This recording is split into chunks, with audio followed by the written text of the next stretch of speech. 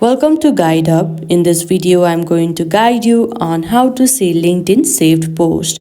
For that, make sure you already have your LinkedIn application on your phone device and you are logged into your account. Now at this home page, at the top left corner, you can see your profile icon. You have to tap over there. At this section, at the first, you can see the option Save Post. Tap over there. Now here you can see your saved post and articles. This is one of the way to see it. The next way is to go back to your home page again. Again at the top left corner you can see your profile icon. You have to tap over there.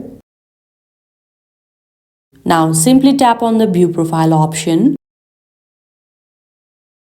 Now your profile page will be opened. Scroll down a bit. There you can see the option resources, and in the resources category you can see two options, my network or saved items. You have to tap on the saved items.